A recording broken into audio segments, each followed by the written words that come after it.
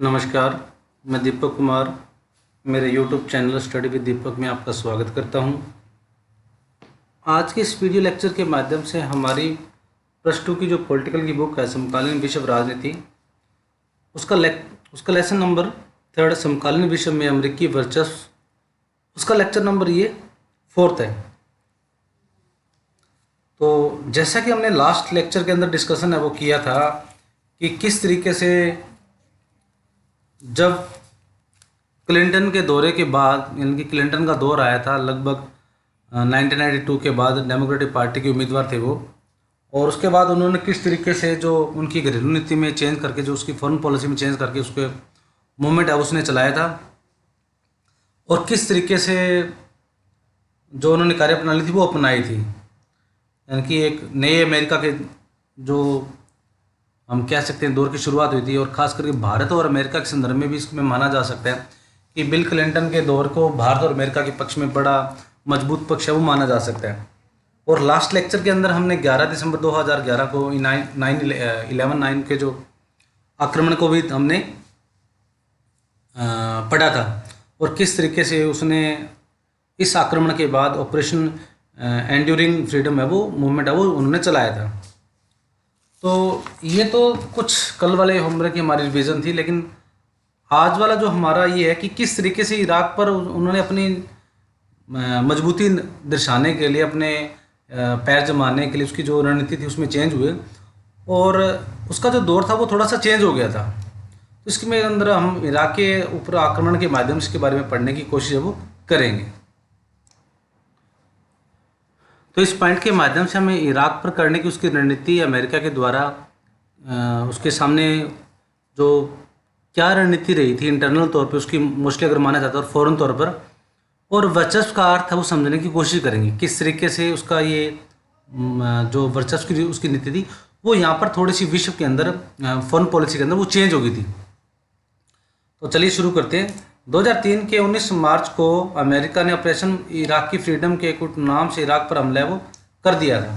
तो 2003 को 19 मार्च को लगभग अमेरिका ने जो इराकी फ्रीडम के नाम से उन्होंने एक इस पे हमला वो मोल दिया था। अमेरिकन वाई वाले काइलियस ऑफ विलियम्स में 40 से ज़्यादा देश है वो शामिल हुए थे इस मूवमेंट के अंदर। लगभग अमेरिका के पक्ष के अंदर लगभग जो 40 ऐसे देश थे जो इस युद्ध के अंदर वो शामिल हुए थे। संयुक्त राष्ट्र संघ ने इराक पर इस हमले की अनुमति नहीं दी थी। जब ये इराकी के अंदर इराक के ऊपर जब अमेरिका ने हमला किया था, इसके ऊपर हमला करने के लिए संयुक्त राष्ट्र की जो सिक्योरिटी काउंसिल होती है, सुरक्षा परिषद होती है, उससे इजाज़त लेनी पड़ती है किसी भी देश को कार्रवाई करने के लिए, और उसी देश को बताना भी पड़ता है इस कार्रवाई के लिए उसके मकसद को, इंटेंशन को।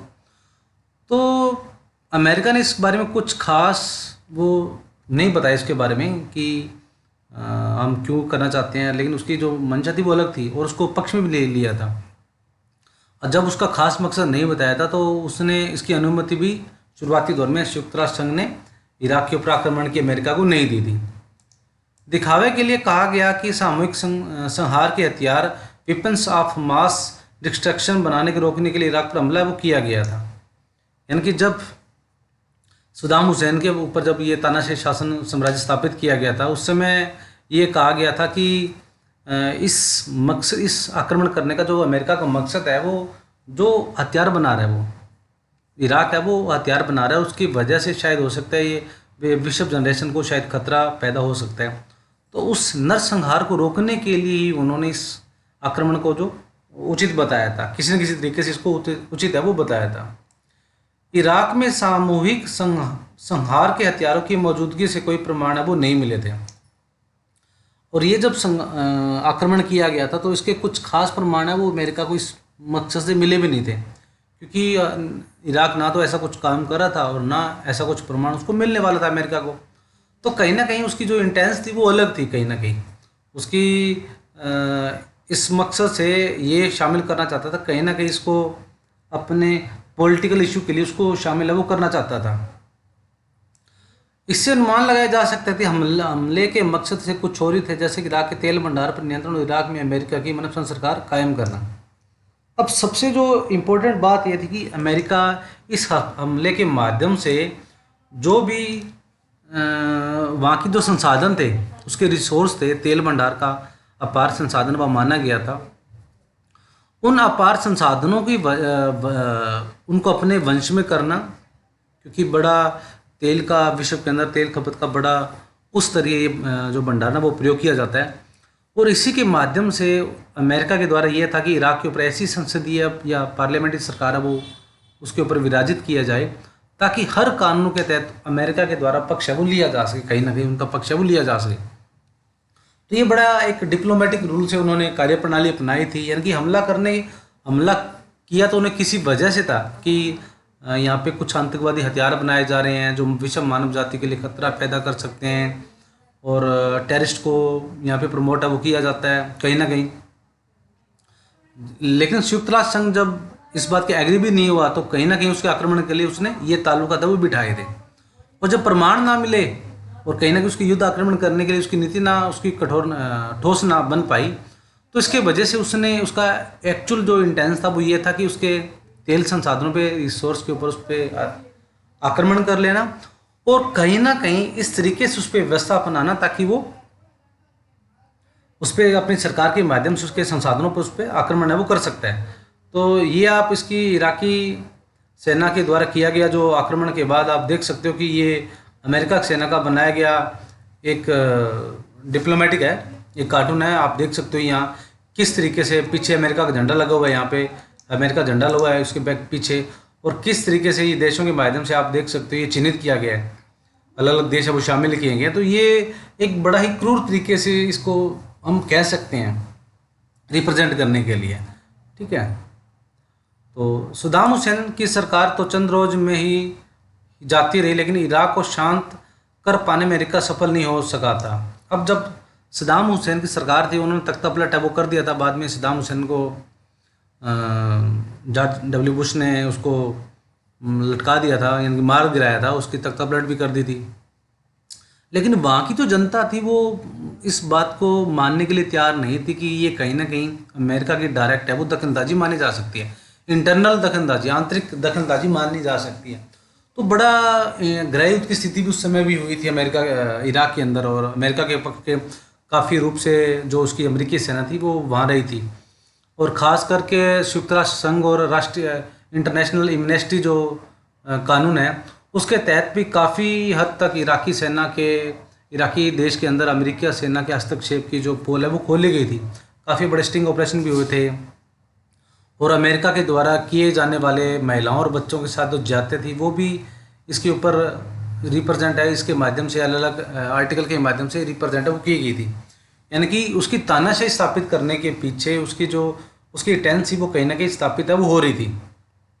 इराक में अमेरिका के खिलाफ एक पूर्णव्यापी विद्रोह भड़क उठा था। इसकी वजह से इराक के अंदर जो उनकी संपूर्ण जनता थी, जो अमेरिका की सेना के द्वारा जो ये सैनिक कार्रवाई की गई थी उसके खिलाफ वहाँ की जनता शांत नहीं हुई थी। उन्होंने मान लिया था कि ये कहीं ना कहीं आंतरिक इंटरनल हमारी मामलों के अंदर हस्तक्षेप और डायरेक्ट है वो माना जा सकता है। तो बड़ी ठेस की भावना अमेरिका के द्वारा सैन्य कार्रवाई करने की वजह से इराक के लोगों के बीच में लगी थी। अमेरिका के 3000 सैनिक इस युद्ध में मरे, जबकि इराक के सैनिक कहीं ज़्यादा बड़ी संख्या में मारे गए थे। तो बड़ा ये जो युद्ध हुआ था तो बड़े इराक के काफ़ी अधिक मात्रा में, लेकिन अमेरिका सिर्फ 3000 सैनिक ही इस युद्ध में मारे गए थे। एक अनुमान के अनुसार अमेरिकी हमला के बाद से लगभग 50,000 नागरिक है वो मारे गए थे, और इसी युद्ध के माध्यम से जो सिविलियन थे, इराक के सिविलियन थे, उनके लगभग 50,000 उनके नागरिकों को मारने की आशंका वो जताई गई है।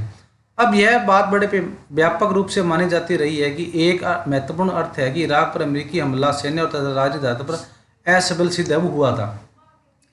तो बड़ा ही इसको हम मनमाने तरीके से कह सकते हैं कि वो अपनी एक दादाशाही स्थापित करना चाहता था।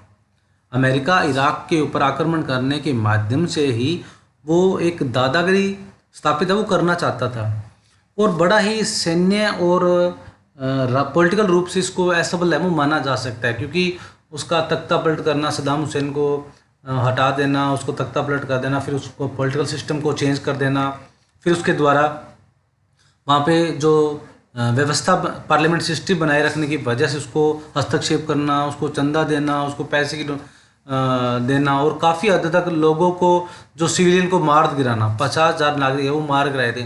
तो कहीं ना कहीं इसको असफल है उसके माना जा सकता है। और लेकिन उसका मोटे तौर पे इसका अगर हम अर्थ निकालें तो कहीं ना कहीं अमेरिका का इराक के ऊपर नहीं, पूरी दुनिया के ऊपर ये दादागिरी स्थापित है वो करना चाहता था। ठीक है, तो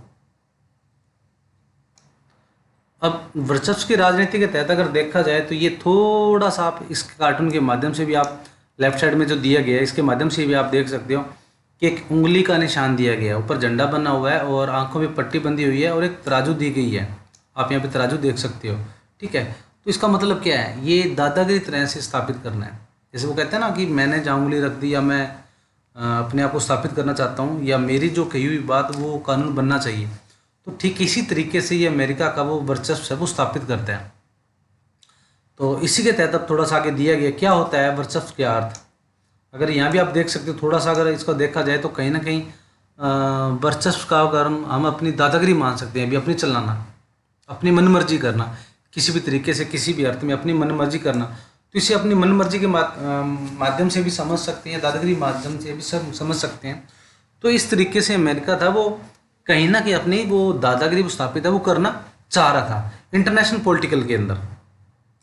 राजनीतिक ऐसी कहानी है जो शक्ति के इर्द गिर्द घूमती है, किसी भी आम आदमी की तरह हर समूह भी ताकत पाना और कायम रखना चाहता है। बिल्कुल सही है कि जो राजनीति के अंदर हम बात करते हैं तो अगर इसके अंदर हमारी जो पावर है वही भी इर्द गिर्द घूमती रहती है। हम किसकी वजह से पॉलिटिकल के अंदर जाते हैं, पावर की वजह से, मेरे पास शक्ति और पावर हो, और उसी पावर की वजह से आम आदमी से लेकर कितना भी बड़ा एक पॉलिटिशियन हो, नागरिक हो, सिविलियन हो, कोई भी हो, वो उस पावर को पाने के लिए इर्द गिर्द वो घूमता रहता है। आप भी शायद घर में देखते हैं या कई बार होता भी है कि किसी भी समाज व्यवस्था के अंदर कहीं ना कहीं एक आदमी की दादागिरी वो चलती रहती है, यानी कि एक व्यक्ति की कहे अनुसार जो कार्यप्रणाली वो अपनाई जाती है। तो ठीक उसी संदर्भ में इसको हम समझ सकते हैं। हम रोजाना बात करते हैं कि फला आदमी ताकतवर तो होता जा रहा है या ताकतवर बनने पर तुला हुआ है, यानी कि एग्जाम्पल भी देते रहते हैं कि यार बड़ा उसका काम है, कार्यप्रणाली है या नीतियाँ इस तरीके से अपनाई गई है ताकि वो ताकतवर होता जा रहा है। यानी कि अपने आप को पावरफुल सिद्ध करना, जिसके पास पावर होगी वही अपनी बात को अच्छे तरीके से या विश्व राजनीति के अंदर रख सकता है। तो यही जैसे एक समाज और व्यक्ति के अंदर हम देखते हैं, तो यही जो धारणा है वो विश्व के अंदर भी मानी जा सकती है। विश्व राजनीति में भी विभिन्न देश या देशों के समूह ताकत पाने तथा कायम रखने की लगातार कोशिश करते हैं। इसी के माध्यम से ही जो विश्व के देश या अन्य जो नागरिक या समाज होते हैं, समूह होते हैं, वो अपने आप को शक्तिशाली बनाने की कोशिश है वो करते रहते हैं। यह ताकत सैन्य प्रभुत्व, आर्थिक शक्ति, राजनीतिक रुतबे तथा सांस्कृतिक बढ़त के रूप में देखते हैं। अब इसी जो ताकत को हम अलग अलग तरीके से रिप्रेजेंट कह सकते हैं, चाहे वो सैन्य रूप से ताकतवर हो, उसका प्रभुत्व हो, आर्थिक रूप से हो, पॉलिटिकल रूप से हो, या उसका सांस्कृतिक रूप से हो, या उसका स्पोर्ट्स के अंदर हो। आपने देखा होगा आज विश्व के अंदर जब ये बात होती है, ओलंपिक्स की बात होती है, इंटरनेशनल लेवल पे हम देखते हैं तो अमेरिका और चाइना आपस में एक पॉलिटिकल पावर बने हुए हैं। जैसे 1990 से पहले अमेरिका और सोवियत संघ के बीच में ये इंटरनेशनल जो रुतबे की जो बात होती है, पावर की बात होती है, वो होती थी। ठीक आज के संदर्भ में अगर इसकी बात की जाए तो ये जो 1990 से पहले अमेरिका और सोवियत संघ के बीच में थी, वो आज के संदर्भ में अमेरिका और चाइना के बीच में मान सकते हैं।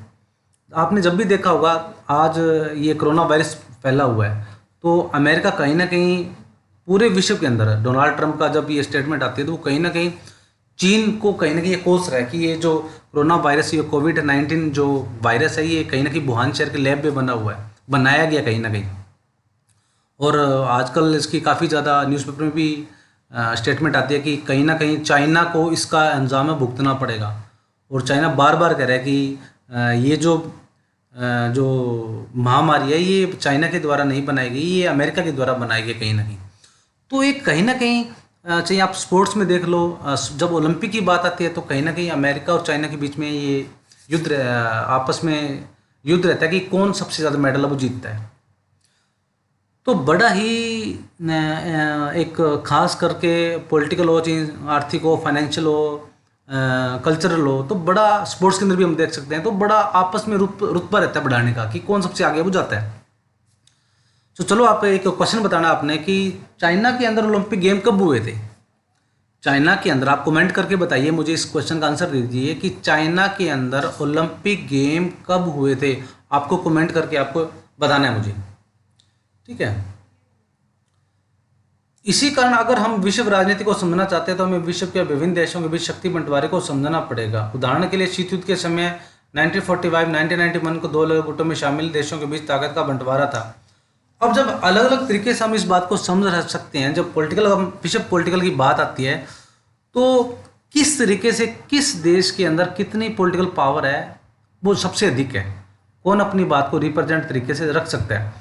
जैसा कि मैंने बताया कि 1945 के बाद, द्वितीय विश्व के बाद 1991 से लेकर समयकाल से लेकर जो पावर थी, ताकत थी या गठजोड़ था या मुद्दे थे, सिर्फ दो देशों के द्वारा ही उठाए जाते थे। एक की तरफ पश्चिमी देश हमारे अमेरिका के द्वारा, दूसरी पूर्वी देश रूस के सोवियत संघ के द्वारा। तो बड़ा ही अलग अलग गुटों के अंदर विश्व है वो बंटा हुआ था, किसी ना किसी तरीके से अपने आप को राजनीतिक तौर पे दो गुटों में विभाजित है वो किया गया था। और इसी के संदर्भ में आपने देखा था कि बड़ी एक युद्ध की जो स्थिति थी वो दोनों देशों के बीच में रही थी, बड़ी भयानक स्थिति आई थी, और किस तरीके से वो जमीनी स्तर से रहकर और सामरिक और आसमानी स्तर पर इनके बीच में कंपटीशन है वो होता चला गया था। तो शीत युद्ध के समय अमेरिका और सोवियत संघ इन दो अलग अलग शक्ति केंद्रों के अंग बन गए थे। उस समय क्या था, जब शीत युद्ध का केंद्र समय काल था, उस समय काल के अंदर सिर्फ और सिर्फ अमेरिका और सोवियत संघ ही विश्व के दो सेंट्रल स्टेट है वो बन गए थे। अपने आप को अपनी वैश्विक शक्ति स्थापित करने के लिए विश्व के अन्य देशों के साथ गठजोड़ बनाने के लिए वो सहायता कर रहे थे और अपने गुटों में उसको मिलाने के लिए कोशिश वो कर रहे थे, ताकि एक गुट के द्वारा दूसरे गुट के ऊपर औपनिवेशिक शक्ति के माध्यम से अपनी शक्ति है वो प्रदर्शित है वो की जा सके, यानी अपना रुतबा है वो बढ़ाया जा सके, अपनी दादागिरी स्थापित है वो की जा सके। सोवियत संघ के पतन के बाद दुनिया में एकमात्र महाशक्ति अमेरिका ही बचा। अब जब ये सोवियत संघ 1991 के अंदर, जब सोवियत संघ का जब पतन होने के बाद सिर्फ एक ही अमेरिका ऐसा देश था जो सोवियत संघ के पतन के बाद इंटरनेशनल लेवल पे बचा था। अंतर्राष्ट्रीय व्यवस्था किसी एक शक्ति या कहें कि उद्धव महाशक्ति के दबदबे में हो तो बहुधा इसे एक ध्रुवीय व्यवस्था ही कहा जाता है। अब जब इंटरनेशनल लेवल पे इस सिस्टम की अगर जब बात की जाती है तो जब एक पावर हो, यानी कि दो गुटों के बीच में जब एक ही पावर हो तो उसे एक व्यवस्था कहा जाता है, एक ध्रुवीय व्यवस्था वो कहा जाती है। यानी कि बहुध्रुवीय वो होती है जब हर एक विश्व, जैसे भारत और सोवियत संघ था को बहुध्रुवीय व्यवस्था बनाना चाहते हैं। अभी भी उनकी धारणा है कि विश्व के अंदर हर देश के नागरिक या समाज का या देश का उसका प्रभुत्व है वो विश्व राजनीति के अंदर होना चाहिए। ऐसा नहीं कि एक ही देश का उसका प्रभुत्व हो, उसे बहुध्रुवीय कहे जाते हैं। और द्विध्रुवीय होता है जब सिर्फ दो ही गुट हों, एक तरफ जैसे अमेरिका था और एक तरफ सोवियत संघ था। और एक ध्रुवीय का मतलब है कि एक ही व्यवस्था हो, एक ही सिस्टम हो और एक ही देश के द्वारा उसकी दादागिरी है वो सुनिश्चित की जाती है। भौतिकी के शब्द ध्रुव का एक तरह से भ्रामक प्रयोग है। अंतर्राष्ट्रीय व्यवस्था में ताकत का एक ही केंद्र हो तो उसे वर्चस्व शब्द के इस्तेमाल से वर्णित है वो करना उचित होगा। यानी कि समाज व्यवस्था के तहत, राजनीति के तहत, अगर पॉलिटिकल सिस्टम के तहत अगर हम इसका प्रयोग वो देखते हैं या मानते हैं तो सिर्फ ऐसी ताकत का प्रयोग करना, एक ऐसे देश के द्वारा इस तरीके से अपनी ताकत का प्रयोग करना जिसके विश्व राजनीति के अंदर सिर्फ जो कार्यप्रणाली के तहत एक ही देश की दादागिरी है वो मानी जा सकती है। ठीक है, तो इसको बेटर तरीके से अगर ये कहा जाए कि सिर्फ दादागिरी हम शब्द है वो इस्तेमाल कर सकते हैं वर्चस्व के तहत, जिसके अंदर विश्व राजनीति के तहत उसके कहे अनुसार सारे कार्यप्रणाली है पॉलिटिकल के अंदर सुनिश्चित है वो दी जाती है। तो ये था हमारा आज का वीडियो, आज का लेक्चर, जिसके अंदर हमने विश्व राजनीति के अंदर इराक की युद्ध और उसकी वर्चस्व की राजनीति के अर्थ के समझने की कोशिश है वो की। तो मुझे आशा है कि आपको ये मेरा वीडियो पसंद आया होगा, आपको पूरी अंडरस्टैंडिंग वो समझ में आई होगी। तो अगर मेरा ये वीडियो आपको पसंद आए तो इसे लाइक करें, और अगर आप इसके अलावा जो दूसरे बच्चे हैं आपके जो जानकारी में दूसरे बच्चे हैं जो भी हैं उसके साथ मेरा वीडियो ज़्यादा से ज़्यादा शेयर करें। मेरा चैनल ज़्यादा से ज़्यादा बच्चों को सब्सक्राइब करवाएं, स्टडी विद दीपक को, और दिए गए बेल आइकन को क्लिक करें ताकि जब भी वीडियो अपलोड हो उसका नोटिफिकेशन आपको मिलता रहे। तो मिलते हैं अगले वीडियो में एक नए लेक्चर के साथ। तब तक stay home, stay safe and be positive.